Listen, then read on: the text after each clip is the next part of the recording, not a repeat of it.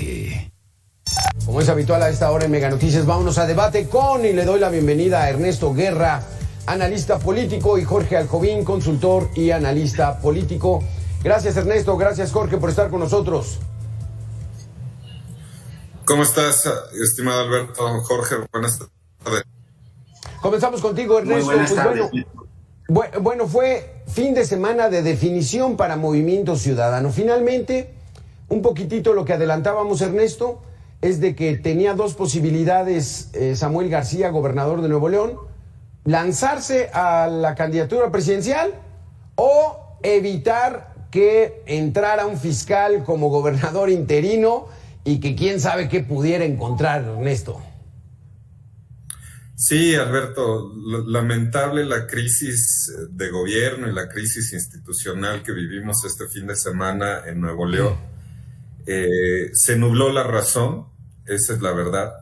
Me parece que Samuel García, a pesar de sus doctorados y a pesar de ser una persona que yo consideraba sensata en sus juicios constitucionales, legales, porque trabajó aquí en el Senado y es una persona que me parece que está capacitado en lo académico, bueno, pues se nubló, desertó, se baja de la candidatura presidencial y opta evidentemente por un tema de seguir y continuar siendo gobernador de su estado.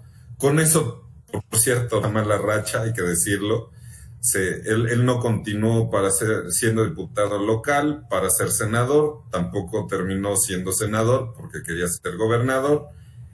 Fue gobernador 2 años y bueno, quería ser presidente, se había solicitado licencia y ahora bueno, lo que ya sabemos. Pero evidentemente lo importante, yo diría, Alberto, aquí es que las instituciones de nuestro país siguen funcionando bien, ¿no? Hay una división de poderes, también hay que decirlo, y me parece que la Corte y el Tribunal Electoral vienen en esta crisis institucional y bueno, pues meten un brete a Movimiento Ciudadano, sale muy rápido Dante Delgado a reconfigurar y bueno, tendremos definición de quién será su candidato o su candidata hasta enero del próximo año, ya una vez que concluyan la precampaña. Ojo también, Alberto, hay que decirlo, Movimiento Ciudadano fue el único que no entró a esta pre-campaña ilegal, pero ahora pierde ya el espacio legal para hacerlo y bueno, estaremos ahí pendientes de lo que decidan, Alberto. Jorge Alcovín, entonces, definitivamente vamos a tener una contienda presidencial con 3 candidatos. ¿Así lo ves? Movimiento Ciudadano le falló este disparo con Samuel García y pues van a buscar un reemplazo. ¿Se irán con Marcelo Ebrard? ¿Cómo ves la situación? Todo dependerá, mi querido Alberto, del reemplazo, efectivamente, si puede llegar a ser un revulsivo o no. Como tú lo mencionas, en dado caso que reviviera al tercer día Marcelo Ebrard y fuera el candidato de Movimiento Ciudadano, me parece que sería un verdadero revulsivo y podría cambiar la escena política nacional. Y por lo tanto, si no hay un cambio en ese sentido, un candidato de esa altura, de ese talante, me parece que poco y nada tendría que hacer Movimiento Ciudadano en la elección. Y por el momento, con lo que tenemos, es una elección parejera de 2 mujeres, Claudia Sheinbaum y por otro lado Xóchitl Gálvez. También habrá que decir que en el caso de Samuel, a propósito de lo que comentaba Ernesto, no solamente a Samuel García lo está obnubilando o nublando en la ambición por el poder, sino también habrá que revisar cómo está hoy el Tribunal Electoral, donde está en disputa la propia presidencia de ese máximo tribunal, y lo cual nos demuestra que nuestra clase política poco y nada le importa a la ciudadanía y están más preocupados por pelear por el poder. Cerrando ese paréntesis, también habrá que decir que también se alimenta, si bien desde el punto de vista institucional la Corte y el Tribunal Electoral nos dieron una respuesta en el caso de Samuel García, también habrá que decir que esto alimenta la narrativa del gobierno y en dado caso que se obtenga un triunfo por parte de Morena y de sus aliados, tendrán los argumentos suficientes para decir que el Poder Judicial efectivamente está minando, que está buscando tener una actuación política y más no jurídica y por lo tanto alienta el plan C, que es simplemente reformar el Poder Judicial. Por lo tanto, también habrá que tomar eso en cuenta. Y por último, también me preocupa muchísimo que al final del día lo que ha demostrado y lo que ha desnudado Samuel García es que hay una franja de votantes de un 16% o el porcentaje que usted le quiera poner, pero hay un porcentaje de jóvenes que están dispuestos a votar por esa agenda, que nos guste o no, ahí está, y me parece que ni Claudia Sheinbaum, ni por otro lado, la propia Xóchitl Gálvez están en condiciones de poder recabar ese voto. Por lo tanto, también habría que preguntarnos qué va a pasar en el futuro si el voto joven realmente participará en estas elecciones o simplemente se quedará en casa. Eso es bien interesante. Con este tema vamos a regresar el voto joven, los primeros votantes. Vamos a ver hacia qué lado se inclinan. Vamos a hacer una pequeña pausa. Regresamos en 2 minutos. Ernesto, Jorge Aljobín, estamos aquí a Debate Con.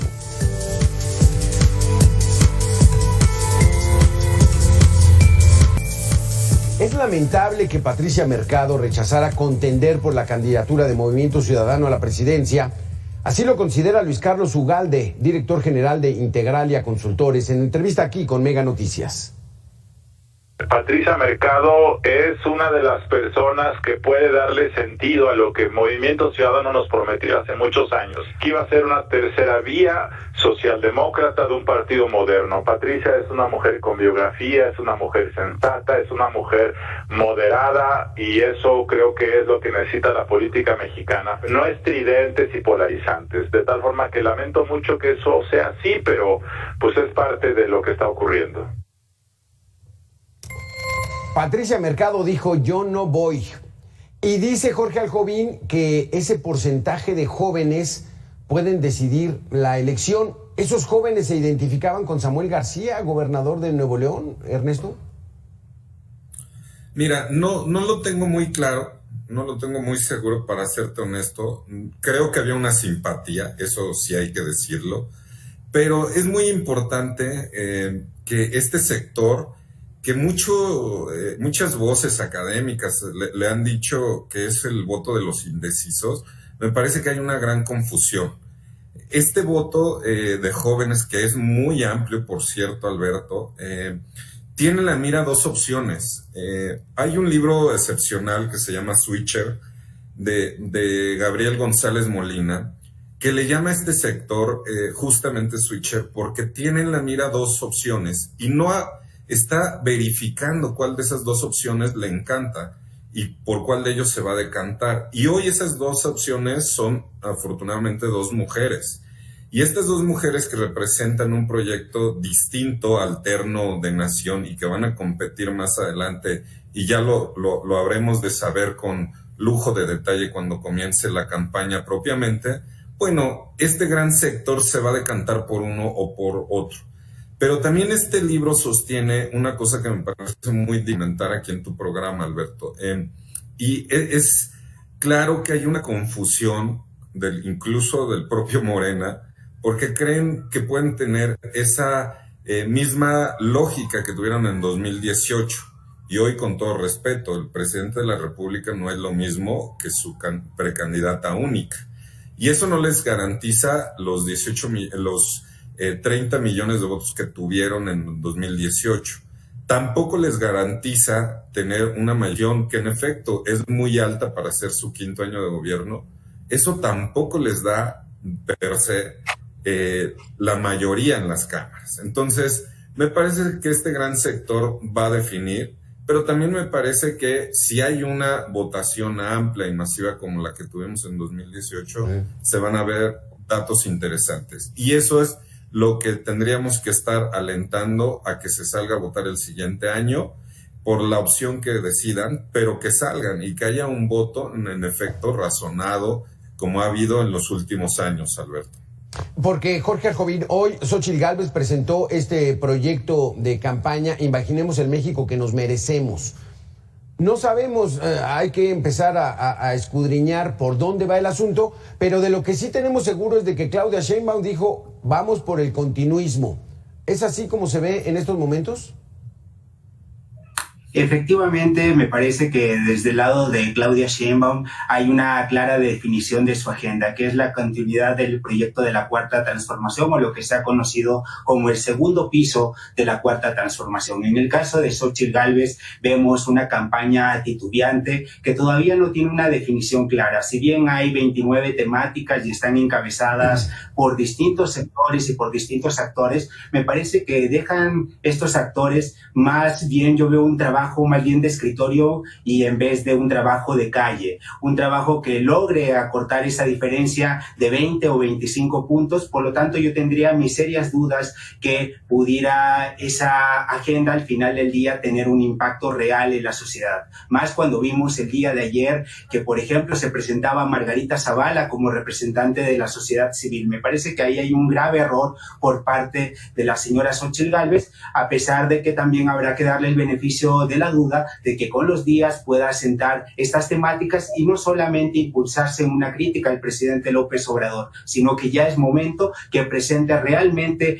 un programa de gobierno que sea propio y que no dependa del presidente de la República. Por otro lado, también disentiría un poco del argumento de Ernesto, porque parte de una premisa de que el voto es obligatorio y de que los jóvenes tienen que decantarse por una u otra opción. Pero también habrá que recordar que el voto no es obligatorio en nuestro país y pueden decidir también quedarse en casa y no votar por ninguna de estas dos candidatas que tal vez pueden no llegarlos a representar. Por lo tanto, también creo que ahí hay un craso error por parte de la oposición, que tiene que rápidamente buscar un revulsivo para poder captar ese voto joven. De lo contrario, esos 20 a 25 puntos serán muy difíciles de remontar. Y por otro lado, también habrá que ver el papel de las encuestas. Porque en un inicio, cuando se habló de Xóchitl Gálvez, se habló que las encuestas eran claras y que estaban marcando un revulsivo, una persona irreverente que estaba irrumpiendo en la elección presidencial. Pero cuando se trató de Samuel García, también habrá que decir, y muchos despreciaron esas encuestas y están diciendo que son encuestas hechizas, falsas, y que al final del día me parece que no hay que desdeñarlas, porque hay un sector de la población que simpatizó con esa agenda, no sé si en términos reales o no, pero ahí está ese mercado que son las redes sociales, un plan joven, y me parece que ni Xóchitl Gálvez ni Claudia Sheinbaum tienen ese mercado ni el equipo para poder captar ese grupo de jóvenes. Si me permites, lo voy a sintetizar así. En ambos lados, más de lo mismo, ¿no? Porque unos presentan la misma estructura que veíamos antes del gobierno de Morena, y Morena pues dice, vamos con lo mismo. Vamos a hacer una pequeña pausa, Ernesto Guerra, Jorge Aljovín, y regresamos tan solo en 2 minutos. Está bueno el debate. Ernesto Guerra, Jorge Aljovín, ¿cómo ves, Ernesto Guerra, esto? Imaginemos el México que nos merecemos. Políticos de la vieja guardia, del PAN, del PRI, ¿cómo lo ves? Complicado, Alberto, que bien lo resumiste. La verdad es que presentaron en ambos frentes más de lo mismo. Son políticos ya conocidos, políticos que nos podrán gustar o no, pero al fin y al cabo políticos que ya han sido pues vistos en la vida pública, algunos con referencias no tan gratas. Es decir, no hay nada nuevo bajo el sol, es otra vez lo mismo. Sí se necesita un relevo generacional, me parece que es importante decirlo, Alberto, que ambas precandidaturas únicas nos quedan a deber con estos proyectos. Ojalá, insisto, se compongan, ojalá a medida que vaya aprendiendo un poco ya la campaña, veamos los ciudadanos verdaderamente los dos proyectos de nación alternos y que podamos decidir. Aquí es muy importante decirlo. Sí, hoy podemos señalar que la narrativa de Claudia Sheinbaum ha sido un poco más de lo mismo, de decir, vamos por la construcción del segundo piso en la transformación. ¿Y qué significa eso? Bueno, pues continuar lo que empezó López Obrador, con estas reformas de gran calado, algunas muy cuestionables. Seguramente intentarán, dependiendo de lo que les dé en ambas cámaras del Congreso General, bueno, pues evidentemente impulsar una reforma al Poder Judicial, seguramente intentarán a lo mejor una reforma electoral. Es decir, lo que no pudo hacer López Obrador seguramente lo tratará de hacer Claudia Sheinbaum si es la ganadora, y así resulta en el Congreso. Y la otra opción, digo, Xóchitl Gálvez hoy tendremos, y lo hemos dicho aquí en tu programa no una, varias veces, se le exige nuevamente que deje ya ese discurso del presidente de atacar a la propia Claudia Sheinbaum y que nos muestre el lado por la cual está aquí compitiendo. Entonces, seguiremos esperando eso. Sí. Y bueno, para concluir, también yo le diría a Jorge, con todo el cariño y respeto que le tengo, pues que revise el artículo 36, la fracción 3 de las obligaciones del ciudadano, y una de ellas es votar. Me parece que sí esperaríamos que salgan, que lo hagan, que lo revisen, y sobre todo que sea un voto informado, como yo creo ha venido funcionando, Alberto, desde hace muchos años, que por lo menos en la ciudad y ya en otras ciudades del país vemos un voto bastante inteligente, un voto razonado, y que podamos seguir teniendo una clara división y equilibrio de poderes entre, evidentemente, quien llegue a la presidencia de la República, es decir, del Ejecutivo y del Legislativo, con un Congreso donde haya pesos y contrapesos, Alberto. Jorge Alcovín, ¿ves un voto razonado? Y sobre todo lo que dice Ernesto Guerra, se están tirando una a otra. ¿Esto va a acabar o al contrario es apenas el inicio y vamos a ver una campaña donde se tiren con todo?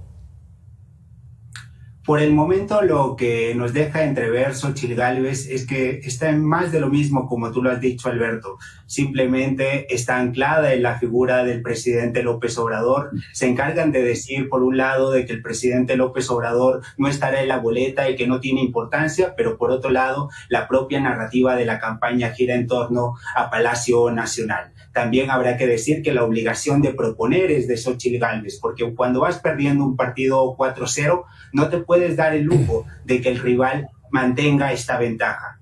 Por lo tanto, tendremos que ver en los próximos días si estas 29 temáticas realmente tienen un impacto en la sociedad, pero me parece que es contradictorio, porque presentar una visión de futuro con personajes del pasado y anclados al expresidente Felipe Calderón, creo que nada ayudará a la narrativa para que Xóchitl Gálvez pueda acortar esta ventaja de Claudia Sheinbaum. Creo que en los próximos días, así como sucedió en el año 2006 o en el año 2012, creo que tarde o temprano la precampaña tendrá que mudar de actores, tendrá que tener un relevo generacional, y al final del día, si Xóchitl Gálvez quiere ganar, creo que tendrá que hacer grandes cambios para la campaña. También, por otro lado, comentar también a partir de las alusiones personales, simplemente diría que si bien en la Constitución se establece ese artículo, pero yo no conozco a nadie que haya recibido una sanción económica por no haber ido a votar. Por lo tanto, también tenemos que avanzar en estos temas en México. El voto finalmente es una norma imperfecta que no tiene una consecuencia jurídica real en el bolsillo de los ciudadanos, y por lo tanto cada quien en libertad puede quedarse en su casa